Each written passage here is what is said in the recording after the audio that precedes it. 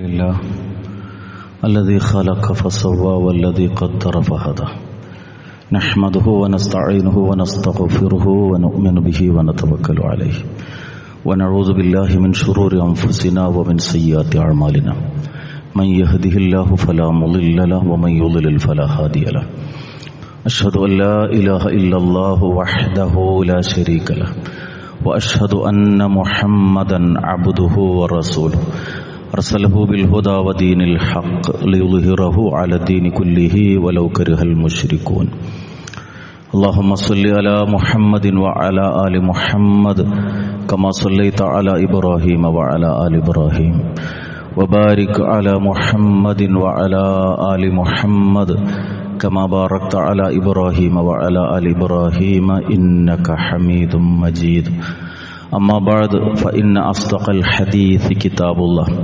وخير الهدي هدي محمد صلى الله عليه وسلم وشر الأمور محدثاتها وكل محدثة بدعة أيها الناس اتقوا الله عباد الله أعوذ بالله السميع العليم من الشيطان الرجيم بسم الله الرحمن الرحيم واعبدوا الله ولا تشركوا به شيئا وبالوالدين إحسانا وبذي القربى واليتامى والمساكين والجار ذي القربى والجار الجنب والصاحب بالجنب وابن السبيل وما ملكت أيمانكم إن الله لا يحب من كان مختالا فخورا رب اشرح لي صدري ويسر لي أمري واحلل عقدة من لساني يفقه قولي.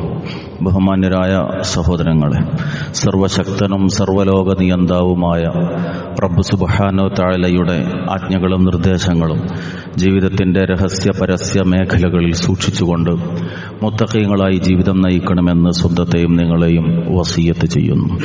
അള്ളാഹുവിൻ്റെ ഖുർആനും തിരുദൂതരുടെ സുന്നത്തും പഠിക്കുകയും ജീവിതത്തിൽ പകർത്തുകയും ചെയ്ത് അള്ളാഹുവിന് ഇഷ്ടപ്പെട്ടവരായി ജീവിച്ച് ലാ ഇലാഹ ഇല്ലല്ലാഹ് ചൊല്ലി മരണം വരിച്ച് ഫിർദൗസിൽ ഒരുമിച്ച് കൂടാൻ അനുഗ്രഹം ലഭിക്കുന്ന സൗഭാഗ്യവാന്മാരായ റബ്ബിൻ്റെ ദാസന്മാരിൽ അള്ളാഹു നമ്മെ എല്ലാവരെയും ഉൾപ്പെടുത്തി അനുഗ്രഹിക്കുമാറാകട്ടെ.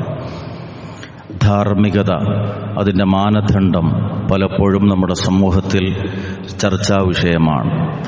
സത്യവിശ്വാസിയുടെ ജീവിതം നന്മ നിറഞ്ഞതാകണമെന്നുള്ളത് ഇസ്ലാമിൻ്റെ നിർദ്ദേശമാണ്. ആ നന്മ ജീവിതത്തിൻ്റെ വിവിധ തലങ്ങളെ സ്പർശിക്കുന്നതാണ്. അതിൻ്റെ ഏറ്റവും അടിസ്ഥാനപരമായ കാര്യമെന്ത്, അതിൻ്റെ ശാഖകൾ ഏത് എന്നുള്ളത് വ്യക്തമായി ഉൾക്കൊള്ളാൻ സാധിക്കുന്ന, അത് വ്യക്തമാക്കി തരുന്ന സൂറത്തുൻ നിസായിലെ 36-ാമത്തെ ആയത്താണ് ഞാനിവിടെ പാരായണം ചെയ്തിട്ടുള്ളത്. സത്യവിശ്വാസിയുടെ ജീവിതം അഖിലം നന്മകൾ നിലനിൽക്കുന്നതാകണം. സമൂഹത്തിൽ ജീവിക്കുമ്പോൾ നന്മയുടെ മാതൃകയായി ജീവിച്ച് മുന്നോട്ട് പോവുക എന്നത് ഒരു വിശ്വാസിയുടെ ബാധ്യതയാണ്. അതിലേറ്റവും പ്രധാനമായി അള്ളാഹു പഠിപ്പിക്കുന്നത് വഅബ്ദുല്ലാഹ്, നിങ്ങൾ അള്ളാഹുവിനെ ആരാധിക്കണം.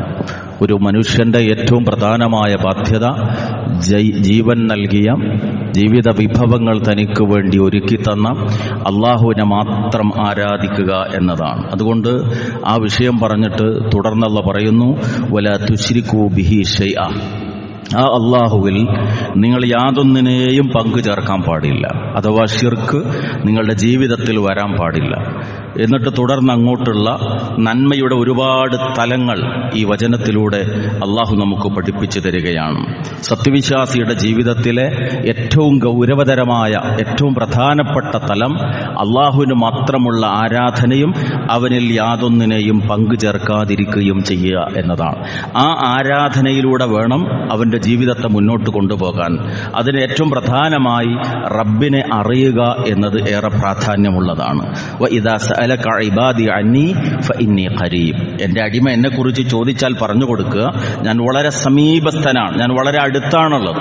മാത്രവുമല്ല ഉജീബു ദഅവത ദാഇ ഇദാ ദഅൻ, എന്നോട് പ്രാർത്ഥിച്ചാൽ ആ പ്രാർത്ഥിക്കുന്നവന്റെ പ്രാർത്ഥനയ്ക്ക് ഞാൻ ഉത്തരം നൽകുകയും ചെയ്യും. അതുകൊണ്ട് നിങ്ങളുടെ ബാധ്യത ഫല്യസ്തജീബൂലി, അവർ എനിക്കുത്തരം ചെയ്യട്ടെ, ഫല്യുഅ്മിനൂ ബി, എന്നിൽ വിശ്വാസമർപ്പിക്കുകയും ചെയ്യട്ടെ, എങ്കിൽ ലഅല്ലഹും യർഷുദൂൻ, അവർ നേർമാർഗം പ്രാപിച്ചേക്കാം. മനുഷ്യർ നേർമാർഗം പ്രാപിക്കാനുള്ള വഴി എന്നത് അള്ളാഹുവിനോട് ചോദിക്കുക, അള്ളാഹുവിനെ ആരാധിക്കുക എന്നതാണ്. അഥവാ പ്രാർത്ഥനയിലൂടെ ജീവിതത്തെ മുന്നോട്ട് കൊണ്ടുപോകണം. അപ്പോഴാണ് ഒരു മനുഷ്യന്റെ ജീവിതം നന്മ നിറഞ്ഞതായി തീരുക. 2, ആ പ്രാർത്ഥനയിലൂടെ മുന്നോട്ട് പോകുന്നതോടൊപ്പം എല്ലാ സന്ദർഭങ്ങളിലും അള്ളാഹുവിനെ കുറിച്ചുള്ള ഓർമ്മ അവനിൽ നിലനിൽക്കണം. യാ അയ്യുഹല്ലദീന ആമനു, വിശ്വാസികളെ എന്ന് വിളിച്ചിട്ട് അള്ളാഹു പറയുന്നു, ഉദ്കുറുല്ലാഹ ദിക്റൻ കസീറാ, നിങ്ങൾ അള്ളാഹുവിനെ ധാരാളമായി ഓർത്തുകൊണ്ടേയിരിക്കണം. ദിക്ർ നിങ്ങൾ വർദ്ധിപ്പിക്കണം. വസബ്ബിഹൂഹു ബുക്റതൻ വഅസീലാ, പ്രഭാതത്തിലും പ്രദോഷത്തിലും, രാവിലെയും വൈകുന്നേരവും നിങ്ങൾ അവന് സ്തോത്ര കീർത്തനം ചെയ്തുകൊണ്ടേയിരിക്കണം. തസ്ബീഹ് അധികരിപ്പിക്കണം.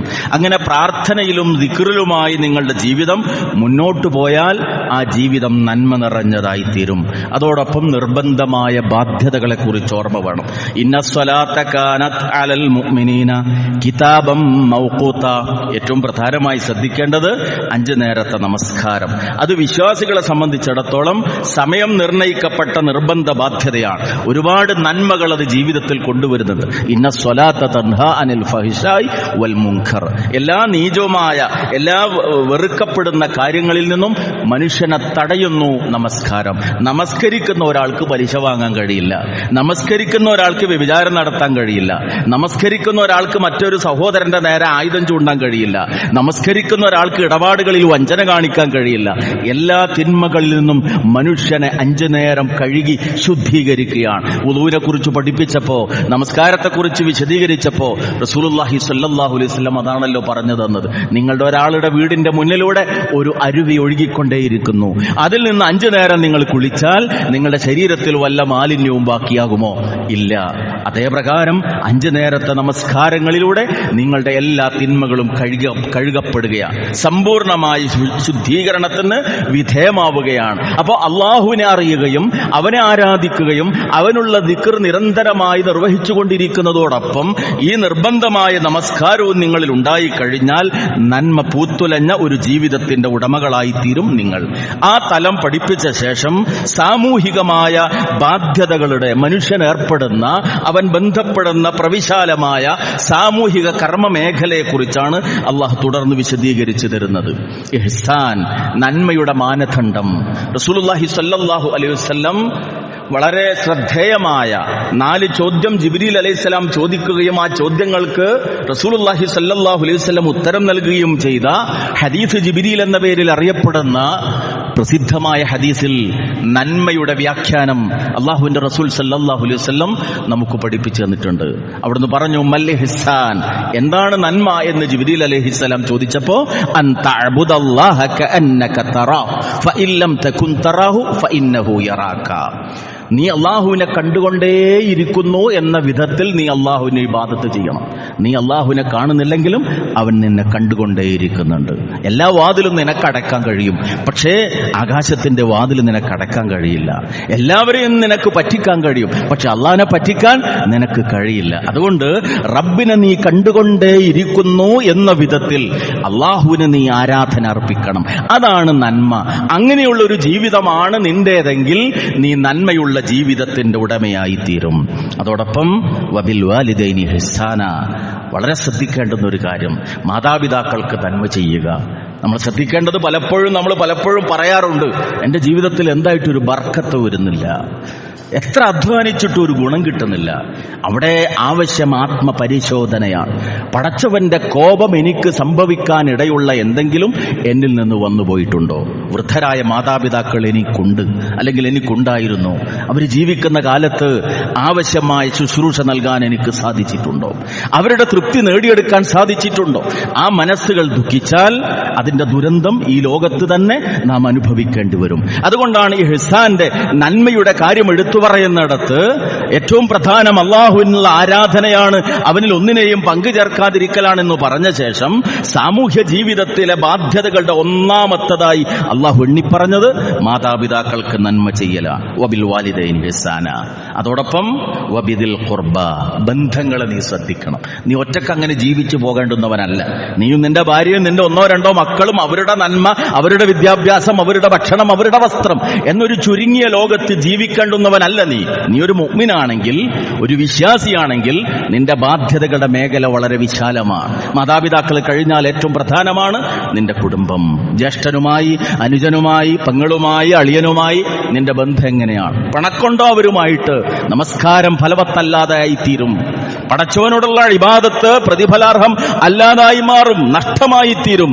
അതുകൊണ്ട് കുടുംബ ബന്ധങ്ങളുടെ കാര്യം ലാ യദ്ഖുലുൽ ജന്ന ഖാതിഉ റഹിം, ഇമാം മുസ്ലിം റഹ്മത്തുള്ളാഹി ഉദ്ധരിക്കുന്ന ഹദീസ്. ബന്ധങ്ങളെ മുറിച്ചു കളയുന്നവൻ സ്വർഗത്തിൽ പ്രവേശിക്കുകയില്ല. വല്യഥാമ, അനാഥരായിട്ടുള്ള ആളുകൾ, അനാഥരെ സംരക്ഷിക്കുന്ന വിഷയം, അവർക്ക് നന്മ ചെയ്യുന്ന കാര്യം ശ്രദ്ധിക്കാറുണ്ടോ നീ? നാട്ടിലെ ഓർഫനേജുകളുടെ കാര്യത്തിൽ നിന്റെ പിന്തുണയുണ്ടാകാറുണ്ടോ?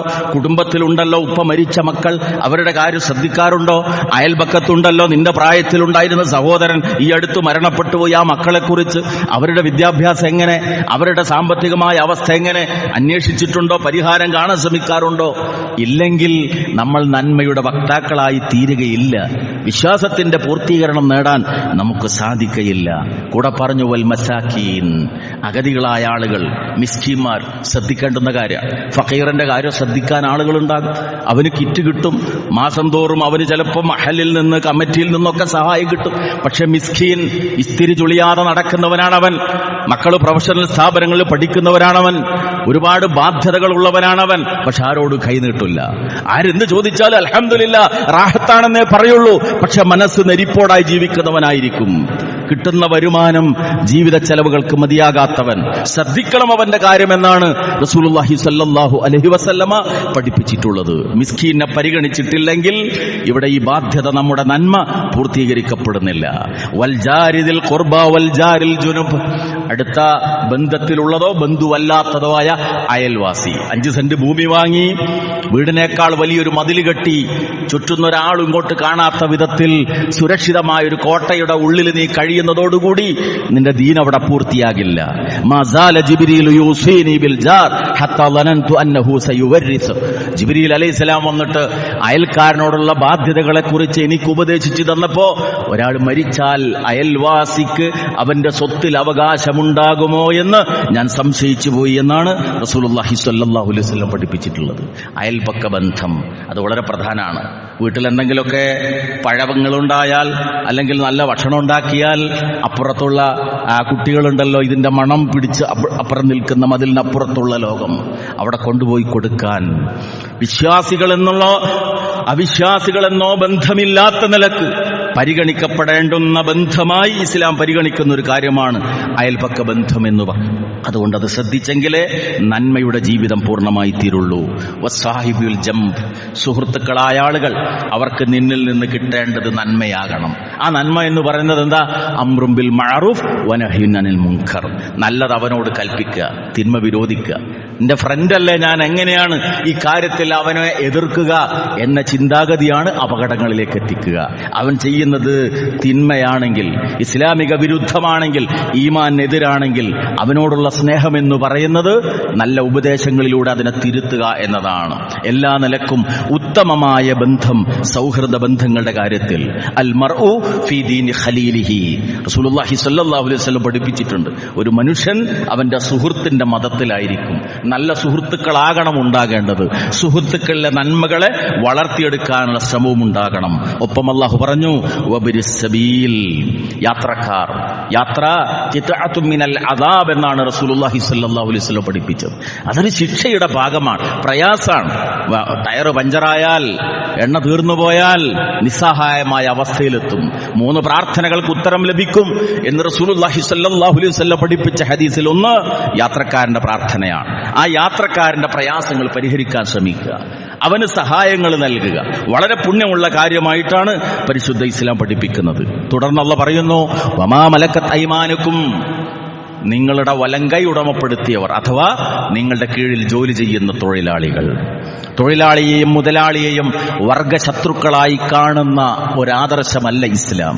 മറിച്ച് അവരെ രണ്ടുപേരെയും ബാധ്യതാ നിർവഹണത്തിന്റെ പാശത്തിൽ കോർത്തിണക്കുന്ന മാതൃകാപരമായ മതമാണ് ഇസ്ലാം. തൊഴിലാളിയെയും മുതലാളിയെയും കുറിച്ച് റസൂൽ വളരെ കൃത്യമായി പഠിപ്പിച്ചു തന്നിട്ടുണ്ട്. അള്ളാന്റെ റസൂൽ പറഞ്ഞു, നീ ഒരാളെ ജോലിക്ക് വിളിക്കുമ്പോൾ കൂലി നിശ്ചയിച്ചിട്ടാകണം ജോലിക്ക് വിളിക്കേണ്ടത്. 2, അവിടുന്ന് പഠിപ്പിച്ചു വിയർപ്പ് വറ്റുന്നതിന് മുമ്പ് അവന്റെ കൂലി നൽകണം. 3, റസൂലുള്ളാഹി സ്വല്ലല്ലാഹു അലൈഹി വസല്ലം മറ്റൊരു വചനത്തിൽ പഠിപ്പിച്ചു, നല്ല ഭക്ഷണം അവൻ നിനക്ക് വേണ്ടി പാകം ചെയ്താൽ, നിന്റെ ഖാദിമ് നിനക്ക് നല്ല ഭക്ഷണം ഉണ്ടാക്കി തന്നാൽ 1 or 2 ഉരുള ആദ്യം അവനെ കൊണ്ട് കഴിപ്പിച്ചിട്ടേ നീ കഴിക്കാൻ പാടുള്ളൂ. തൊഴിലാളി മുതലാളിമാരെ ശത്രുക്കളായി കാണുന്നതിനു പകരം സാഹോദര്യത്തിന്റെ സ്നേഹത്തിന്റെ ബന്ധത്തിൽ കോർത്തിണക്കുന്നു ഇസ്ലാം. തൊഴിലാളിയോടും പറഞ്ഞു, നിന്റെ യജമാനൻ നിന്നെ വല്ലത് ഏൽപ്പിച്ചിട്ട് അതിൽ നിന്ന് നീ എന്തെങ്കിലും ഒന്ന് അയാളുടെ അറിവില്ലാതെ എടുത്തിട്ടുണ്ടെങ്കിൽ ഫഖദ് സരിഖ. 3 തവണ ആവർത്തിച്ച റസൂലുള്ളാഹി പറഞ്ഞത്, മോഷണമാ നീ നടത്തിയത്. എന്റെ മുതലാളിൻ്റെതല്ലേ, ഏതായാലും 2 മാസത്തെ ശമ്പളം എനിക്ക് കിട്ടാണ്ടല്ലേ, കുറച്ചൊക്കെ ഞാനങ്ങ് മാറ്റിവെച്ചാൽ തെറ്റൊന്നുമില്ല എന്ന നിലക്ക് കൈകാര്യം ചെയ്യേണ്ടതല്ല. ഇത് അമാനത്താണ്. മാസത്തിൽ ശമ്പളം വാങ്ങുന്നവനാണ് ഞാൻ. ജോലി ചെയ്യുന്ന വാങ്ങുന്ന ശമ്പളത്തിനനുസരിച്ച് ജോലി ചെയ്യുക എന്നത് ദീനിയായ എന്റെ ബാധ്യതയുടെ ഭാഗമാണ്. അള്ളാഹ് എനിക്ക് റിസ്ഖിന് വേണ്ടി നൽകിയിട്ടുള്ളതാണ് എന്റെ ഈ തൊഴിൽ. അതുകൊണ്ട് സർക്കാരിനോട് ഉത്തരവാദിത്തമുണ്ട്, നാട്ടിലെ ജനങ്ങളോട് ഉത്തരവാദിത്തമുണ്ട്, പൊതുസമൂഹത്തോട് ഉത്തരവാദിത്തമുണ്ട്. എനിക്ക് എന്നോട് തന്നെ ബാധ്യതയുണ്ട്. തൊഴിലാളിയുടെ അവകാശങ്ങൾ മാത്രമല്ല, തൊഴിലാളിയുടെ ഉത്തരവാദിത്തത്തെയും ഗൗരവതരമായി കാണുന്ന മതമാകുന്നു പരിശുദ്ധ ഇസ്ലാം. അങ്ങനെ നിന്റെ കീഴിൽ ജോലി ചെയ്യുന്ന ആളുകളോടും ഇങ്ങനെ നന്മയുടെ വിശാലമായ ഒരു തലം എടുത്തു പറഞ്ഞിട്ട് അല്ലാഹ് പറയുന്നു, ഇന്നല്ലാഹ ലാ യുഹിബ്ബു മൻ കാന മുഖ്താലൻ ഫഖൂറാ. അഹങ്കാരികളും ദുരഭിമാനികളുമായ ആളുകളെ അള്ളാഹു ഒരിക്കലും ഇഷ്ടപ്പെടുകയില്ല. ജീവിതം നന്മ നിറഞ്ഞതായി തീരണം. ആ നന്മകളുടെ വിവിധ തലങ്ങൾ തുടർന്ന് മറ്റൊട്ടനവധി ആയത്തുകളിലൂടെ പടച്ച റബ്ബ് നമുക്ക് പഠിപ്പിച്ചു തരുന്നുണ്ട്. വിശ്വാസികൾക്കിടയിൽ രഞ്ജിപ്പുണ്ടാക്കുക വലിയ നന്മയാണ്. അകറ്റേണ്ടുന്നവരല്ല മുഅ്മിൻ, പിളർപ്പുണ്ടാക്കാൻ ശ്രമിക്കേണ്ടുന്നവനല്ല, ഭിന്നിപ്പുണ്ടാക്കാൻ ശ്രമിക്കേണ്ടുന്നവനല്ല. മറിച്ച് എവിടെയൊക്കെ ഭിന്നിപ്പുണ്ടാകാനുള്ള സാധ്യതയുണ്ടോ, ആളുകൾ പിണങ്ങാനുള്ള സാധ്യതയുണ്ടോ, അവിടെ യോജിപ്പുണ്ടാക്കാൻ വേണ്ടി ശ്രമിക്കുക എന്നതാണ്. സൂറത്ത് ഹുജറാത്ത് 10-ാമത്തെ ആയത്തിലൂടെ അല്ലാഹു പറയുന്നു, ഇന്നമൽ മുഅ്മിനൂന ഇഖ്വ ഫഅസ്ലിഹൂ ബൈന അഖവൈക്കും. തീർച്ചയായും സത്യവിശ്വാസികൾ സഹോദരങ്ങളാണ്, നിങ്ങൾ അവർക്കിടയിൽ ഇസ്ലാഹ് ഉണ്ടാക്കണം, നന്മയുണ്ടാക്കണം. വത്തഖുല്ലാഹ്, നിങ്ങൾ അല്ലാഹുവിനെ സൂക്ഷിക്കുകയും ചെയ്യണമെങ്കിൽ ലഅല്ലക്കും തുർഹമൂൻ, നിങ്ങൾക്ക് കരുണ ചൊരിയപ്പെട്ടേക്കാം. അപ്പൊ അല്ലാഹുവിന്റെ റഹ്മത്ത്, പടച്ചവന്റെ കാരുണ്യം നമുക്ക് കിട്ടാൻ സഹായകമാകുന്ന കാര്യങ്ങളിൽപ്പെട്ടതാണ് എന്ത്? ജനങ്ങൾക്കിടയിൽ രഞ്ജിപ്പുണ്ടാക്കുക, യോജിപ്പുണ്ടാക്കുക. അതെവിടെ തുടങ്ങാം? കുടുംബത്തിൽ നിന്ന് തുടങ്ങണം. ഭാര്യാഭർത്താക്കൾക്കിടയിൽ പ്രശ്നങ്ങൾ ഉണ്ടാകും, സ്വാഭാവിക. എന്താ സംഭവിക്കുക? 2 കക്ഷികളായി അവർ പിരിയും. 2ആളുടെയും കുടുംബക്കാർ 2ആളുടെയും ഭാഗത്ത് നിൽക്കും. ഉള്ളി തൊലിച്ചതുപോലെ ആയിരിക്കും പലപ്പോഴും. പ്രശ്നം പഠിച്ചാൽ വളരെ നിസ്സാരായിരിക്കും, പക്ഷേ ഈഗോ കാരണത്താൽ മാത്രം അകന്നു പോകുന്നു, ത്വലാഖിലെത്തുന്നു. അവിടെ ഒരു 3-ാം കക്ഷി ഇടപെട്ടാൽ പരിഹരിക്കാവുന്നതാണ്. ഇന്ന് മുസ്ലിം കമ്മ്യൂണിറ്റിയിലെ ത്വലാഖിൽ 99% എന്ന് നമുക്ക് കാണാൻ സാധിക്കും. അതുകൊണ്ടാണ് പരിശുദ്ധ ഇസ്ലാം അങ്ങനെ ഒരു വിഷയം ദമ്പതികൾക്കുണ്ടായി തീർന്നാൽ 2ആളുടെയും ഭാഗത്ത് നിന്നുള്ള ഒരു 3-ാമത്തെ കക്ഷി ഇടപെടണമെന്നും ഉണ്ടാക്കാൻ ശ്രമിക്കണമെന്നും വിശുദ്ധ ഖുർആനിലൂടെ തന്നെ ബോധ്യപ്പെടുത്താൻ കാരണം. അപ്പൊ യോജിപ്പുണ്ടാക്കുക, ഐക്യമുണ്ടാക്കുക അള്ളാഹുവിന് വളരെ ഇഷ്ടപ്പെട്ടതാണ്, നന്മയുടെ വലിയൊരു കാര്യമാണ്. റസൂലുള്ളാഹി സ്വല്ലല്ലാഹു അലൈഹി വസല്ലം സഹാബത്തിനോട് ചോദിച്ചു, അലാ ഉഖ്ബിറുക്കും ബി അഫ്ളൽ മിൻ ദറജത്തി സിയാമി വസ്സലാത്തി വസ്സദഖ.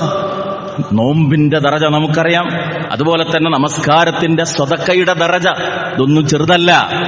ഇതിനേക്കാളൊക്കെ ശ്രേഷ്ഠമായൊരു കാര്യം നിങ്ങൾക്ക് പറഞ്ഞു തരട്ടെ. ഇതിനൊന്നും മോശാക്കലല്ല, മറിച്ച് പ്രവാചകന്റെ ഒരു ശൈലിയിൽപ്പെട്ടതാണ്. ഒരു കാര്യത്തിന്റെ മഹത്വം ബോധ്യപ്പെടുത്തി തരികയാണ്. ഈ നമസ്കാരത്തിന്റെയും നോമ്പിന്റെയും സദക്കയുടെയും ഒക്കെ അതിനേക്കാളൊക്കെ ശ്രേഷ്ഠമായൊരു കാര്യം നിങ്ങൾക്ക് പറഞ്ഞു തരട്ടെ എന്ന് ചോദിച്ചിട്ട് റസൂലുള്ളാഹി പറഞ്ഞു, സ്വലാഹു ദാത്തിൽ ബൈൻ ഫഇന്ന ഫസാദ ദാത്തിൽ ബൈൻ ഹിയൽ ഹാലിഖ. ഏറ്റവും പുണ്യമുള്ള ഒരു കാര്യം 2ആളുകൾക്കിടയിൽ യോജിപ്പുണ്ടാക്കുക. അതുമാത്രമല്ല, തുടർന്ന് അവിടുന്ന് പറയാണ്, 2ആളുകൾക്കിടയിൽ ഫസാദ് ഉണ്ടാക്കുക എന്ന് പറയുന്നത് വലിയ നാശാണ്. പക്ഷെ ആളുകൾക്ക് പലപ്പോഴും അതിലാണ് താല്പര്യമുണ്ടായിത്തീരുക. എങ്ങനെ അകറ്റാം? അതിന് 2 അറ്റത്തും കത്തിച്ച് നടുവിൽ പിടിക്കുക എന്ന് പറഞ്ഞ പോലെ പ്രശ്നങ്ങളെ വർദ്ധിപ്പിക്കാൻ വേണ്ടി ശ്രമിക്കുക. അതിന് പകരം നന്മയുള്ള ഒരു ജീവിതത്തിന്റെ ഉടമയായ മുഅ്മിൻ ഇസ്ലാഹ്, പരസ്പര നന്മ വരുത്തൽ, യോജിപ്പുണ്ടാക്കൽ ജീവിത ദൗത്യമായി സ്വീകരിക്കണം. അങ്ങനെ അള്ളാഹുവിലുള്ള തൗഹീദിന്റെ, ഷിർക്കിൽ നിന്ന് മുക്തമായൊരു ജീവിതത്തിന്റെ വക്താവായി ഈ ഇഹ്സാൻ നിന്റെ ജീവിതത്തിൽ ഉണ്ടാകുമ്പോൾ സ്വഭാവം നന്നായി തീരും. ഒരു വിശ്വാസി എന്നുള്ള നിലക്ക് നിന്റെ സ്വഭാവം, നിന്റെ പെരുമാറ്റം മാതൃകാപരമായി തീരും. അപ്പോൾ അള്ളാഹുവിന്റെ അടുക്കൽ ആ മുഅ്മിനുണ്ടാകുന്ന ദറജ റസൂലുള്ളാഹി സ്വല്ലല്ലാഹു അലൈഹി വസല്ലം പഠിപ്പിക്കുകയാണ്. ഇന്നൽ മുഅ്മിന ലയുദ്രികു ബിഹുസ്നി ഖുലുഖിഹി ദറജതസ് സ്വാഇമിൽ ഖായിം. പകൽ നോമ്പനുഷ്ഠിക്കുകയും രാത്രി നിന്ന് നമസ്കരിക്കുകയും ചെയ്യുന്ന ഒരു അടിമയുടെ പദവിയിലേക്ക് സൽസ്വഭാവം കൊണ്ട് ഒരു അടിമ ഉയരും. പടച്ചോൻ ഏറ്റവും ഇഷ്ടമുള്ള ആരാധന പകലിലെ നോമ്പ്, അതുപോലെ രാത്രിയിലെ ഖിയാമുൽ ലൈൽ. ഇത് അനുഷ്ഠിച്ചുകൊണ്ട് അള്ളാഹുവിന്റെ തൃപ്തി നേടുന്ന ഒരു അടിമയുണ്ടല്ലോ, ആ ദറജയിലേക്ക് നിനക്ക് ഉയരാൻ സാധിക്കും നിന്റെ സ്വഭാവം നന്നായി കഴിഞ്ഞാൽ. ഇസ്ലാം മഹാസിനുകൾ ഒരുപാട് ജീവിതത്തിൽ ഉണ്ടാകണമെന്ന് ആഗ്രഹിക്കുന്ന മതമാണ്. പള്ളിയിൽ ഒന്നാമത്തെ സഫിൽ ഇരുന്ന് നിസ്കാരം മാത്രമല്ല, 5 വക്ത് നിസ്കാരത്തിലെ കണിശത മാത്രമല്ല, മറിച്ച് ജീവിതത്തിന്റെ എല്ലാ രംഗങ്ങളിലും നമ്മൾ ഉൾക്കൊണ്ട തൗഹീദിന്റെ പ്രതിഫലനമുണ്ടാകണം, ഉൾക്കൊണ്ട ഇസ്ലാമിന്റെ പ്രകാശം വ്യാപിക്കണം എന്നതാണ്. അതിൽ പ്രധാനമായ മറ്റൊന്ന് റസൂലുള്ളാഹി സ്വല്ലല്ലാഹു അലൈഹി വസല്ലം പഠിപ്പിച്ചു, സമീപനത്തിൽ വിട്ടുവീഴ്ചയുണ്ടാവുക, വിനയം കാണിക്കുക എന്നതാണ്. ഞാൻ പിടിച്ച മുയലിന് കൊമ്പ് 3 എന്ന നിലപാടാണ് പലപ്പോഴും വീട്ടിലാണെങ്കിലും ഓഫീസിലാണെങ്കിലും കച്ചവട സ്ഥാപനത്തിലാണെങ്കിലും അയൽപക്കത്താണെങ്കിലും അവിടെയൊക്കെ പ്രശ്നം ഉണ്ടാകുന്നത്. റസൂലുള്ളാഹി സ്വല്ലല്ലാഹു അലൈഹി വസല്ലമയുടെ വാക്ക്, മാ സാദല്ലാഹു അബ്ദൻ ബിഅഫ്വിൻ ഇല്ലാ ഇസ്സ. വിട്ടുവീഴ്ച കൊണ്ട് ഒരു അടിമയുടെ പ്രതാപം വർദ്ധിക്കുകയല്ലാതെ ഇല്ല. മലയാളത്തിലൊരു പ്രയോഗമുണ്ടല്ലോ, താഴ്മ താൻ അഭ്യുന്നതി. താഴ്മയാണ് ഉയർച്ചയ്ക്ക് കാരണമായി തീരുക. റസൂൽ പറഞ്ഞു, വമാ തവാളഅ അഹദുൻ ലില്ലാഹി ഇല്ലാ റഫഅഹുല്ലാഹ്. അള്ളാഹുവിന് വേണ്ടി ഒരാൾ വിനയം കാണിച്ചാൽ പടച്ചവൻ അവനെ ഉയർത്താതിരിക്കില്ല. റബ്ബിനെ ഓർത്ത് മനസ്സിൽ നിങ്ങൾ വിനയം കാണിച്ചാൽ പടച്ചോൻ നിങ്ങളുടെ പദവി ഉയർത്താതിരിക്കില്ല. ആളുകൾക്കിടയിലെ പദവിയല്ല, പടച്ചോന്റെ അടുക്കലെ പദവിയാണ് ഒരു മുഅ്മിൻ ആഗ്രഹിക്കേണ്ടത്. അതിനെന്ത് വേണം? വിനയം ഉണ്ടാകണം, വിട്ടുവീഴ്ച ഉണ്ടാകണം.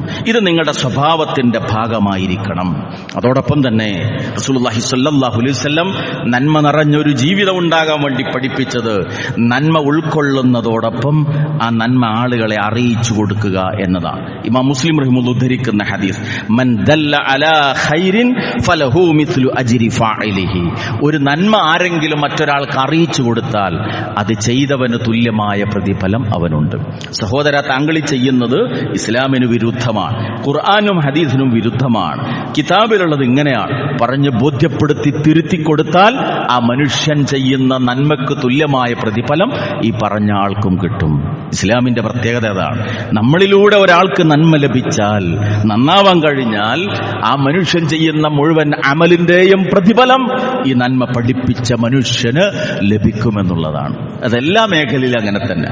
സാമ്പത്തികമായിട്ട് നമുക്ക് സഹായിക്കണമെന്ന് ഒരാളെ, പക്ഷെ നമ്മുടെ കീശയിൽ പണമല്ല, നമ്മൾ പണമുള്ള സഹായം ചെയ്യുന്ന ഒരാളെ സമീപിച്ചു പറഞ്ഞു, നിങ്ങളെ കയ്യിൽ കാശുണ്ടെങ്കിൽ മൂപ്പരുടെ കാര്യം കുറച്ച് വിഷമാണ്, സഹായം അർഹിക്കുന്ന ഒരാളാണ്, ആരോടും ചോദിക്കാത്ത ആളാണ്, എന്തെങ്കിലുമൊക്കെ ചെയ്യാൻ പറ്റെങ്കിൽ ചെയ്യേണ്ടുന്നൊരു സമയമാണ്. ഈ സഹോദരൻ, സാമ്പത്തിക ശേഷിയുള്ള സഹോദരൻ അയാളെ സഹായിച്ചാൽ അയാൾക്ക് പ്രതിഫലം കിട്ടുന്നതോടൊപ്പം ഇത് ചൂണ്ടിക്കാണിച്ചു കൊടുത്ത ആൾക്കും തുല്യമായ പ്രതിഫലം ലഭിക്കും. അങ്ങനെ ജീവിതത്തിലെ എല്ലാ തലങ്ങളിലും നന്മ അറിയിക്കുകയും ചെയ്യുക എന്നുള്ളത് വിശ്വാസിയുടെ ജീവിതത്തിന്റെ ഭാഗമായി തീരണം. ഒന്നിനെയും നിങ്ങൾ ചെറുതായി കാണരുത് എന്നാണ്. ഇവിടെ ഇസ്ലാമിന്റെ വിമർശകർ പറയുന്ന പോലെ നല്ലവനാകാൻ ദീൻ ഇസ്ലാം ഉൾക്കൊള്ളണം എന്നില്ല എന്നൊക്കെയുള്ള വാദമുണ്ടല്ലോ. പരിശുദ്ധ ഇസ്ലാം ജീവിതത്തിന്റെ ഓരോ തലവും നന്മ നിറഞ്ഞതാകണമെന്ന് പഠിപ്പിക്കുന്നതാണ്. ഒന്നും നിങ്ങൾ ചെറുതായി കാണരുത് എന്നാണ് റസൂലുള്ളാഹി സ്വല്ലല്ലാഹു അലൈഹി വസല്ലമയുടെ വാക്ക്. അവിടുന്ന് പറഞ്ഞു, ഇമാം മുസ്ലിം റഹിമഹുല്ലാഹ് ഉദ്ധരിക്കുന്ന ഹദീസിൽ കാണാം, ലാ തഹ്ഖിറന്ന മിനൽ മഅറൂഫി ശൈഅ. നന്മയിൽപ്പെട്ട ഒരു കാര്യവും നിങ്ങൾ ചെറുതായി കാണരുത്, തള്ളിക്കളയരുത് അതിനെ. ഏതുവരെ? വലൗ അൻ തൽഖ അഖാക ബിവജ്ഹിൻ തൽഖ. നിന്റെ സഹോദരനെ കാണുമ്പോൾ പുഞ്ചിരിക്കുന്ന മുഖത്തോടുകൂടി അവനെ സമീപിക്കുക എന്നുപോലും, അഥവാ സുഹൃത്തിനെ കാണുമ്പോൾ ഒന്ന് പുഞ്ചിരിക്കുക, അതുപോലും ചെറിയ കാര്യമല്ലേ എന്ന് കരുതി നീ അവഗണിക്കരുത്. കാണുമ്പോൾ അഭിവാദനം, ആ സമയത്തുള്ള പുഞ്ചിരി, അതിൽ പോലും നന്മയുണ്ട് എന്ന് പഠിപ്പിച്ച മതമാകുന്നു ഇസ്ലാം. അതുകൊണ്ട് ഒന്നും നിങ്ങൾ ചെറുതായി കാണരുത്. ഏത് ചെറുതും 10, 70, 700, 70,000 മടങ്ങ് നന്മകൾക്ക് പ്രതിഫലം നൽകുന്നവനാണ് കാരുണ്യവാനായ പടച്ച തമ്പുരാൻ. അപ്പൊ അങ്ങനെ നന്മയെ സ്നേഹിച്ച് പുണ്യം ചെയ്യാനുള്ള ഒരു അവസരത്തിന് വേണ്ടി കാത്തിരിക്കുകയും ലഭിക്കുന്ന ഓരോ സന്ദർഭവും ഉപയോഗപ്പെടുത്തുകയും ചെയ്യുമ്പോഴാണ് റഹ്മാനായ റബ്ബ് നമ്മളെ ഇഷ്ടപ്പെടുന്നത്. നീ അള്ളാനെ കാണുന്നുണ്ട് എന്ന വിധത്തിൽ അള്ളാഹ്ക്ക് ഇബാദത്ത് ചെയ്യുക. ആ കാണാത്ത റബ്ബിനെ ഞാൻ കണ്ടുകൊണ്ടേയിരിക്കുന്നു എന്ന നിലക്ക് ഇബാദത്ത് ചെയ്ത് ഇഹ്സാൻ നമ്മുടെ ജീവിതത്തിൽ ഉണ്ടാകുമ്പോൾ അള്ളാഹ്ക്ക് നമ്മളോട് തോന്നുന്ന ഒരു ഇഷ്ടമുണ്ട്. അതാണ് റസൂലുള്ളാഹി സ്വല്ലല്ലാഹു അലൈഹി വസല്ലം പഠിപ്പിച്ചത്. അങ്ങനെ അള്ളാഹ് ഇഷ്ടപ്പെട്ടാൽ നാദാ ജിബ്രീലിനെ വിളിക്കും. എന്നിട്ട് പറയും ഫഅഹ്ബിബ്ഹു, ഈ മനുഷ്യനെ നീ ഇഷ്ടപ്പെടും, ഞാൻ അവനെ ഇഷ്ടപ്പെട്ടിരിക്കുന്നു. ജിബ്രീലെ താങ്കളും ഇഷ്ടപ്പെടും എന്ന് പറയും. ജിബ്രീൽ അലൈഹിസ്സലാം അവൻ ഇഷ്ടപ്പെടും. വാനലോകത്തുള്ള മലക്കുകളെ ജിബ്രീൽ അലൈഹിസ്സലാം വിളിച്ചുകൂട്ടും. എന്നിട്ട് പറയും, ഇന്ന അടിമയെ അള്ളാഹു ഇഷ്ടപ്പെട്ടിരിക്കുന്നു, ആ അടിമയെ നിങ്ങളും ഇഷ്ടപ്പെടൂ. അതോടുകൂടി ആകാശഭൂമികളിൽ മുഴുവൻ അവൻ ഇഷ്ടപ്പെട്ടവനായി മാറും. ഹദീസിന്റെ തുടർച്ചയായി റസൂലുള്ളാഹി സ്വല്ലല്ലാഹു അലൈഹി വസല്ലം പഠിപ്പിച്ചു, ഒരടിമയോട് അള്ളാഹു കോപിച്ചാൽ ജിബ്രീൽ അലൈഹിസ്സലാമിനെ വിളിച്ചിട്ട് അള്ളാഹ് പറയും, ഇന്ന അടിമയോട് ഞാൻ കോപിച്ചിരിക്കുന്നു. ജിബ്രീൽ അലൈഹിസ്സലാം മലക്കുകളെ വിളിച്ചത് അറിയിക്കും. അതോടുകൂടി ആകാശഭൂമികളിൽ അവൻ വെറുക്കപ്പെട്ടവനായി മാറും. അള്ളാഹു ഇഷ്ടപ്പെട്ടാൽ മലക്കുകൾ ഇഷ്ടപ്പെടും, മനുഷ്യർ ഇഷ്ടപ്പെടും. അള്ളാഹു വെറുത്താൽ മലക്കുകൾ വെറുക്കും, മലക്കുകൾ വെറുക്കും, സകല സൃഷ്ടിജാലങ്ങളും നമ്മൾ വെറുക്കും. അതുകൊണ്ട് അള്ളാഹുവിന്റെ ഇഷ്ടം നമുക്കുണ്ടാകണമോ, നന്മ നിറഞ്ഞ ഒരു ജീവിതത്തിന്റെ ഉടമയായിരിക്കണം നമ്മൾ. അവസാനത്തൊരു നിമിഷം പ്രതീക്ഷിക്കുന്നവരാണ് നമ്മളേവരും. നമ്മുടെ മയ്യത്ത് നമ്മുടെ വീട്ടിലെ സ്വീകരണ റൂമിലോ വരാന്തയിലോ കിടത്തിയിട്ട് വീടുമുറ്റത്ത് പറമ്പിൽ ആളുകൾ കൂട്ടം കൂടി നിൽക്കുന്ന ആ സമയമുണ്ടല്ലോ, അല്ലെങ്കിൽ പള്ളിയിൽ കൊണ്ടുവന്ന് മുന്നിൽ വെച്ചിരിക്കുന്ന ആ സമയം, ആ നിമിഷം തൊട്ടടുത്താണുള്ളത്. ആലോചിച്ച് നോക്കുക, പിന്നിൽ നിൽക്കുന്ന ആളുകളുടെ മനസ്സിൽ ആ സമയത്ത് നമ്മളെക്കുറിച്ചുണ്ടാകുന്ന ചിന്ത, പഠിച്ചോനെ, എന്റെ ജീവിതത്തിൽ ഞാൻ ആരെ അറിയിക്കാതിരുന്ന ഒരു പ്രയാസത്തിന്റെ സമയമുണ്ടായിരുന്നു, അത് കണ്ടറിഞ്ഞ് എന്നെ വന്ന് സഹായിച്ച മനുഷ്യന്റെ മയ്യത്താണ് കിടക്കുന്നത്. അല്ലാഹു മഗ്ഫിർ ലഹു, പുറത്തു കൊടുക്ക റബ്ബേ. എത്ര അർത്ഥമുണ്ടാകും, എത്ര മനസ്സിന്റെ ഉള്ളിൽ നിന്ന് വരുന്നതായിരിക്കും ആ ദുആ. അല്ലാഹുവേ, ഞാൻ അങ്ങേയറ്റം ബുദ്ധിമുട്ടിയൊരു സമയത്ത്, പടച്ചവനെ, എന്റെ കുടുംബത്തിൽ അങ്ങേയറ്റൊരു പ്രയാസം ഉണ്ടായ സമയത്ത് വന്ന് താങ്ങായി മാറിയ മനുഷ്യനാക്കി കിടക്കുന്നത്. റഹ്മാനായ റബ്ബേ, ഞങ്ങളുടെ നാട്ടിലെ ദീനീ പ്രവർത്തന രംഗത്തിന്റെ മുമ്പിൽ നിന്ന് ആ മനുഷ്യനാണ് കിടക്കുന്നത്.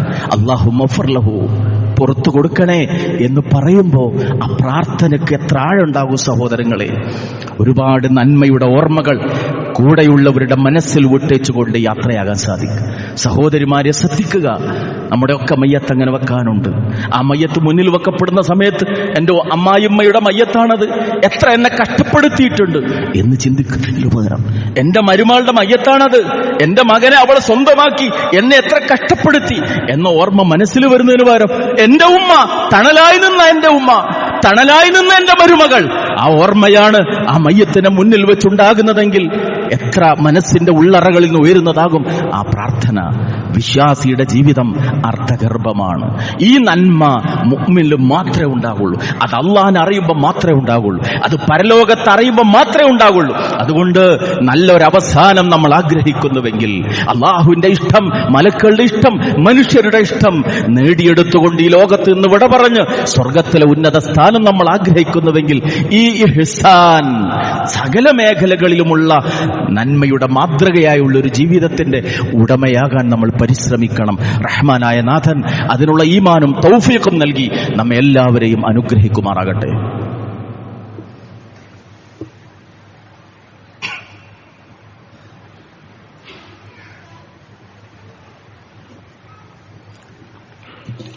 അൽഹംദുലില്ലാഹ് الذي هدانا لهذا وما كنا لنهتدي لولا أن هدانا الله صلى الله على النبي وعلى آله وصحبه أجمعين أما بعد اتقوا الله عباد الله. അള്ളാഹുവിനെ സൂക്ഷിച്ചുകൊണ്ട് ജീവിതത്തിന്റെ രഹസ്യ പരസ്യ മേഖലകളിൽ പടച്ചതമ്പുരാന്റെ ആജ്ഞകൾ പാലിച്ചുകൊണ്ട് തഖ്വയോടുകൂടി ജീവിതത്തെ മുന്നോട്ട് കൊണ്ടുപോകണമെന്ന് സ്വന്തത്തെയും നിങ്ങളെയും ഒരിക്കൽ കൂടി ഓർമ്മപ്പെടുത്തുന്നു. വിശ്വാസിയുടെ ജീവിതം നന്മ നിറഞ്ഞതാണ്. നന്മയുടെ ധാർമ്മികതയുടെ മാനദണ്ഡം എന്നതും ഏകദൈവ വിശ്വാസമാണ്. ഇസ്ലാമിലൂടെ അല്ലാതെ ഒരാൾക്ക് നന്മയുള്ളവനാകാൻ സാധിക്കില്ല. ആധുനിക കാലഘട്ടത്തിലേറെ ചർച്ച ചെയ്യപ്പെടുന്ന ഒരു കാര്യമാണ്. ലോകത്ത് ജീവകാരുണ്യ പ്രവർത്തന രംഗത്ത് മാതൃകയായി തീർന്ന ആളുകളുണ്ട്, നോബൽ സമ്മാനങ്ങൾ നേടിയ ആളുകളുണ്ട്, രാഷ്ട്രങ്ങളുടെ രാഷ്ട്രപിതാക്കളായി മാറാൻ സാധിച്ചവരുണ്ട്. അവർക്കൊന്നും കിട്ടാത്തൊരു സ്വർഗം എനിക്കും വേണ്ട എന്ന് പറഞ്ഞ് ഇസ്ലാമിനെ പരിഹസിക്കുന്ന ആളുകൾ വസ്തുത മനസ്സിലാക്കാത്തത് കൊണ്ട് മാത്രമാണ്. ഒരാൾക്ക് പരലോകത്തിൽ സ്വർഗം വേണമെങ്കിൽ ഈ ലോകത്ത് ജീവിക്കുമ്പോൾ അവൻ സ്വർഗത്തെ മുന്നിൽ കണ്ട് അള്ളാഹുവിൽ വിശ്വാസമർപ്പിച്ച് ജീവിക്കുന്നവനായി തീരണം. അതുകൊണ്ടാണ് ഇഹ്സാന്റെ കാര്യം പറഞ്ഞ ആയത്തിന്റെ തുടക്കത്തിൽ അല്ലാഹ് എന്താ പറഞ്ഞത്? വഅബ്ദുല്ലാഹ് വലാ തുശ്രികൂ ബിഹി ശൈആ. നിങ്ങൾ അള്ളാഹുവിനെ ആരാധിക്കണം, അവനിൽ യാതൊന്നിനെയും പങ്കു ചേർക്കരുത് എന്നതാണ്. ആ വശം പൂർണ്ണമായെങ്കിൽ മാത്രമേ ശേഷമുള്ള കാര്യങ്ങൾക്ക് അർത്ഥമുള്ളൂ. അത് ശരിയാകാത്തൊരു മനുഷ്യൻ മാതാപിതാക്കൾക്ക് നന്മ ചെയ്തതുകൊണ്ടോ ജീവകാരുണ്യ പ്രവർത്തനങ്ങൾക്ക് മുന്നിൽ നടന്നതുകൊണ്ടോ സാമൂഹിക സേവനത്തിന്റെ വിശാലമായ മേഖലകളിൽ മുന്നിൽ നടന്നതുകൊണ്ടോ പ്രയോജനമില്ല. അള്ളാഹുവിൽ വിശ്വാസമർപ്പിച്ച് പരലോകത്തിൽ വിശ്വാസമർപ്പിച്ച് നന്മ ചെയ്യുന്നവന് മാത്രമേ പരലോകത്ത് കൂലി നൽകാൻ അള്ളാഹുവിന് ബാധ്യതയുള്ളൂ. റബ്ബ് പഠിപ്പിച്ചു, ഇന്നദ്ദീന ഇൻദല്ലാഹിൽ ഇസ്ലാം. തീർച്ചയായും അള്ളാഹുവിന്റെ അടുക്കൽ സ്വീകാര്യമായ മതം ഇസ്ലാമാകുന്നു. ഇസ്ലാം അല്ലാത്ത മറ്റൊന്നും സ്വീകാര്യമല്ല എന്നർത്ഥം. ഇവിടെ ചില ആളുകൾ അതിനൊരു ഇടുങ്ങിയ ചിന്താഗതിയായിട്ട് പലപ്പോഴും അവതരിപ്പിക്കാർ. അവിടെ ചില തമാശ നമുക്ക് കാണാൻ സാധിക്കും. നമ്മുടെ നാട്ടിൽ ഉദാഹരണമായി വ്യക്തിപരമായി പറയേണ്ടതില്ല, ചില ആളുകൾ സാധാരണ പറയും, ഗാന്ധിജിക്ക് കിട്ടാത്തൊരു സ്വർഗം എനിക്കാവശ്യമല്ല, അതുപോലെ തന്നെ മദർ തെരേസക്ക് കിട്ടാത്തൊരു സ്വർഗം എനിക്കാവശ്യമല്ല, എന്റെ നാട്ടിലെ ഏറ്റവും നല്ല മനുഷ്യനാണ് ഇന്നയാൾ, അയാളില്ലാത്തൊരു സ്വർഗം എനിക്കാവശ്യമല്ല. അവിടെ നമുക്ക് ചിന്തിക്കാവുന്ന ഒരു കാര്യമാണ്, ഈ പറഞ്ഞ മഹാന്മാരൊക്കെ ജീവിച്ചിരുന്ന കാലത്ത് അവർ സ്വർഗത്തെക്കുറിച്ച് അറിഞ്ഞിട്ടുണ്ട്. ഉദാഹരണം ഗാന്ധിജി നമുക്കറിയാം, അദ്ദേഹം തന്നെ പറഞ്ഞിട്ടുണ്ട്, ഉമറിന്റെ ഭരണം ഇന്ത്യയിൽ വന്നിരുന്നെങ്കിൽ ഇസ്ലാം എന്താണ്, ഉമർ എന്താണ് എന്ന് അടുത്തറിഞ്ഞിട്ടുണ്ട്. പക്ഷെ ജീവിച്ചിരിക്കുന്ന കാലത്ത് അവർക്കാർക്കും തോന്നിയിട്ടില്ല ഇസ്ലാം പഠിപ്പിക്കുന്ന സ്വർഗം എനിക്ക് വേണം, അതുകൊണ്ട് ലാ ഇലാഹ ഇല്ലല്ലാഹ് ഞാൻ പറയണം. അതുകൊണ്ടാണ് അവർ ഇസ്ലാമാകാതെ മരിച്ചു പോയിട്ടുള്ളത്. ആരുടെയും അന്ത്യം എങ്ങനെയെന്ന് നമുക്ക് വിധി നിർണ്ണയിക്കാൻ സാധ്യമല്ല. പക്ഷേ ഈ ആളുകളൊക്കെ ജീവിച്ചിരിക്കുന്ന കാലത്ത് ആഗ്രഹിക്കാത്തൊരു സ്വർഗം അവരുടെ മരണശേഷം അവർക്ക് മുസ്ലിങ്ങൾ കൊടുത്തെങ്കിൽ ആ സ്വർഗത്തിലേക്ക് ഞാനുള്ളൂ എന്ന് പറയുന്നതിന്റെ വങ്കത്ത വിവരക്കേട് നമുക്കൊന്ന് ചിന്തിക്കാൻ സാധിക്കും. അതുകൊണ്ട് സ്വർഗ്ഗം അല്ലാഹു ഒരുക്കി വെച്ചത് ആർക്കാണ്? അള്ളാഹുവിനെ അറിഞ്ഞ് പരലോകത്തെ അറിഞ്ഞ് അതിന്റെ പേരിൽ അമൽ ചെയ്തിട്ടുള്ള ആളുകൾക്ക് മാത്രമാണ്. അവിടെ ഗൗരവതരമായി നാം ഉൾക്കൊള്ളേണ്ടുന്ന മറ്റൊരു കാര്യം, ആ മാർഗത്തിൽ നിന്നുള്ള വ്യതിചലനം സംഭവിക്കലും വളരെ എളുപ്പമാണ്. വഅബ്ദുല്ലാഹ് വലാ തുശ്രികൂ ബിഹി ശൈആ. അള്ളാഹുവിനെ ആരാധിക്കണം, യാതൊന്നിനെയും പങ്കു ചേർക്കരുത് എന്ന് പടച്ചറബ്ബ് പഠിപ്പിച്ചുവെങ്കിൽ ആ ശിർക്ക് ജീവിതത്തിൽ വരാതിരിക്കാൻ നമ്മൾ വളരെ ശ്രദ്ധിക്കണം. വമിനന്നാസി മൻ യത്തഖിദു മിൻ ദൂനില്ലാഹി അൻദാദൻ യുഹിബ്ബൂനഹും കഹുബ്ബില്ലാഹ്. അല്ലാഹ് പറയാണ് സൂറത്ത് ബഖറ 165 ആയത്തിൽ, മനുഷ്യരുടെ ചില ആളുകൾ അവർ അള്ളാഹുവിനെ സ്നേഹിക്കുന്ന പോലെ റബ്ബിൽ സമന്മാരെ വെച്ചിട്ട് ആ സമന്മാരെ സ്നേഹിക്കും. പക്ഷേ മുഅ്മിനുകൾ വല്ലദീന ആമനു അശദ്ദു ഹുബ്ബൻ ലില്ലാഹ്. മുഅ്മിനുകൾക്ക് ഏറ്റവും വലിയ ഇഷ്ടം ആരോടായിരിക്കും? അള്ളാഹിനോട് മാത്രമായിരിക്കും. ആ അള്ളാഹ്ക്ക് തുല്യരായി ആരുമില്ല. ഇന്നലെയും മെനയാന്നൊക്കെ കിട്ടിയ ചില വീഡിയോ ക്ലിപ്പുകൾ കണ്ടപ്പോൾ മനസ്സിൽ വല്ലാത്ത ദുഃഖം തോന്നിപ്പോയി. പണ്ഡിതന്മാരെന്ന് സമൂഹം അംഗീകരിക്കുന്ന ആളുകൾ അവർ പ്രസംഗിക്കാണ്, ഒരു മനുഷ്യന്റെ മരണത്തിന്റെ സമയത്ത് അവസാനത്തെ വാക്ക് സിയം എന്നായി കഴിഞ്ഞാൽ അയാൾ പരലോകത്ത് രക്ഷപ്പെട്ടു എന്ന്. സുബ്ഹാനല്ലാഹ്, എത്ര ഗൗരവതരമാണ് സഹോദരങ്ങളെ. റസൂലുള്ള പഠിപ്പിച്ചെന്താ? മൻകാന ആഖിറു കലാമിഹി ലാ ഇലാഹ ഇല്ലല്ലാഹ് ദഖലൽ ജന്ന. ഒരു മനുഷ്യന്റെ അവസാനത്തെ വാക്ക് ലാ ഇലാഹ ഇല്ലല്ലാഹ് എന്നാണെങ്കിൽ അവൻ സ്വർഗത്തിൽ പ്രവേശിച്ചു എന്നാണ്. അതിന് പകരം ഈ രണ്ടക്ഷരം കയറ്റിക്കൊടുക്കുന്ന പുരോഹിതന്മാരുടെ പണ്ഡിതന്മാരുടെ അവസ്ഥ, അവർ ഈ ഇസ്ലാമിനോട് കാണിക്കുന്നത് എത്ര വലിയ ക്രൂരതയാണ്. ഇന്നലെ മറ്റൊരു പ്രഭാഷണത്തിൽ കേൾക്കാൻ സാധിച്ചു, കർണാടക സ്റ്റേറ്റിൽ ഈ അടുത്ത് മരിച്ചുപോയ ഒരാളെക്കുറിച്ച്, അയാളുടെ കറാമത്തിനെ കുറിച്ച് പറയാൻ. ഒരു മനുഷ്യൻ അയാളെ സമീപിച്ചു, മക്കളില്ലാത്തൊരു മനുഷ്യൻ. അദ്ദേഹം അവിടെ നിന്ന് അല്പം വെള്ളം മന്ത്രിച്ചു കൊടുത്തു. ഇദ്ദേഹം ഈ വെള്ളമായിട്ട് വീട്ടിൽ ചെന്നിട്ട് അയാൾക്ക് അത്ര വിശ്വാസം തോന്നിയില്ല. കാരണം ഉറുക്ക് ഏലസൊന്നുമില്ല, ഒരു വെള്ളം മാത്രം മുറ്റത്തേക്ക് ഒഴിച്ചു കളഞ്ഞു. ആ രാത്രിയിൽ അയാൾക്കും ഭാര്യയ്ക്ക് ഉറങ്ങാൻ കഴിഞ്ഞില്ല. പച്ചയായി പ്രസംഗിക്കാണ് ജനങ്ങളുടെ മുമ്പിൽ.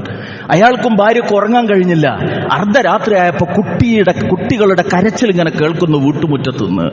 അടുത്ത ദിവസം ചെന്നിട്ട് ഈ മഹാനവറുകളുടെ ഏറ്റവും അടുപ്പക്കാരനായ ഒരാളുടെ അടുക്കൽ ചെന്ന് വിഷയം പറഞ്ഞു. ഇന്നലെ രാത്രി വീടിന്റെ ചുറ്റുപാടുന്ന കുട്ടികളുടെ കരച്ചിൽ. അപ്പൊ അദ്ദേഹം പറഞ്ഞു കൊടുക്കുക, എന്താണെന്ന് അറിയാമോ, നിങ്ങൾക്ക് മഹാനവറുകൾ വെള്ളം തന്നിരുന്നില്ലേ, കുട്ടികൾ ഉണ്ടാകാനുള്ള വെള്ളമായിരുന്നു, അത് നിങ്ങൾ മുറ്റത്തെ കൊഴിച്ചു കളഞ്ഞു.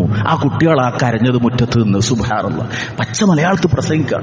ഇതൊക്കെ ഇന്ന് സോഷ്യൽ മീഡിയകളിൽ വ്യാപകമായി ഏതൊരു മതവിശ്വാസിക്കും കിട്ടത്തക്ക വിധത്തിൽ പ്രചരിപ്പിക്കപ്പെടുന്നു. ഇതൊക്കെ കേൾക്കുന്ന ഒരു അന്യമതസ്ഥൻ ഇസ്ലാമിനെ കുറിച്ച് എന്താണ് സഹോദരങ്ങളെ മനസ്സിലാക്കുക? ഈ സുന്ദരമായ മതം, ഇസ്ലാമിന്റെ സൗന്ദര്യമായ തൗഹീദ്, ഇസ്ലാമിന്റെ സൗന്ദര്യമായ അതിന്റെ മഹാസിൻ, ഇതിനെക്കുറിച്ചൊക്കെ ഒരു അന്യമതസ്ഥൻ എന്തായിരിക്കും ഉൾക്കൊള്ളുക? ഇത്തരം വളരെ ദുഃഖം തോന്നുന്ന നിലക്ക് പരിശുദ്ധമായ ഇസ്ലാമിന്റെ തൗഹീദിൽ നിന്ന് സമൂഹത്തെ വ്യതിചലിപ്പിക്കാനുള്ള ശ്രമങ്ങൾ നടന്നുകൊണ്ടിരിക്കും. പഠിക്കലും മനസ്സിലാക്കലും മാത്രമാണ് പരിഹാരം. അതോടൊപ്പം നമ്മൾ ജീവിക്കുന്ന ചുറ്റുപാടിൽ, നമ്മൾ തൊഴിൽ ചെയ്യുന്ന തൊഴിലിടങ്ങളിൽ വക്താക്കളായി, പ്രയോക്താക്കളായി ജീവിക്കാൻ വേണ്ടി നമ്മൾ ശ്രമിക്കുക. റഹ്മാനായ റബ്ബിനോട് നിരന്തരമായി പ്രാർത്ഥിച്ചുകൊണ്ടേയിരിക്കുകയും ചെയ്യുക. സൂറത്തു നിസായിലെ 4-ാമത്തെ അധ്യായത്തിലെ ഈ 36-ാമത്തെ വചനം നമ്മുടെ ജീവിതത്തിൽ വെളിച്ചം നൽകട്ടെ. റഹ്മാനായ നാഥൻ നമ്മുടെ എല്ലാ പാപങ്ങളും നമുക്ക് വിട്ടുപുറത്ത് മാപ്പാക്കി തരുമാറാകട്ടെ. നാം ചെയ്തുകൊണ്ടിരിക്കുന്ന ജോലികളിൽ അള്ളാഹു നമുക്ക് നിഅമത്തും ബർക്കത്തും പ്രദാനം ചെയ്യുമാറാകട്ടെ. അല്ലാഹുമ്മ ഗ്ഫിർ ലിൽ മുഅ്മിനീന വൽ മുഅ്മിനാത്ത് വൽ മുസ്ലിമീന വൽ മുസ്ലിമാത്ത് അൽ അഹ്യാഇ മിൻഹും വൽ അംവാത്ത് ഇന്നക മുജീബുദ് ദഅവാതി യാ ഖാലിയൽ ഹാജാത്ത്. ربنا هب لنا من أزواجنا وذرياتنا قرة أعين واجعلنا للمتقين إماما. اللهم اجعل القرآن ربيع قلوبنا يا رب العالمين. اللهم لا تدع ذنبا إلا غفرته ولا مرضا إلا شفيته ولا هما إلا فرجته ولا دينا إلا قضيته ولا حاجة من حوائج الدنيا والآخرة إلا قضيتها ويسرتها يا أرحم الراحمين. ربنا تقبل منا إنك أنت السميع العليم وتب علينا إنك أنت التواب الرحيم. ربنا آتنا في الدنيا حسنة وفي الآخرة حسنة وقنا عذاب النار. آمين آمين آمين برحمتك يا أرحم الراحمين. وصلى الله على النبي وعلى آله وصحبه أجمعين والحمد لله رب العالمين.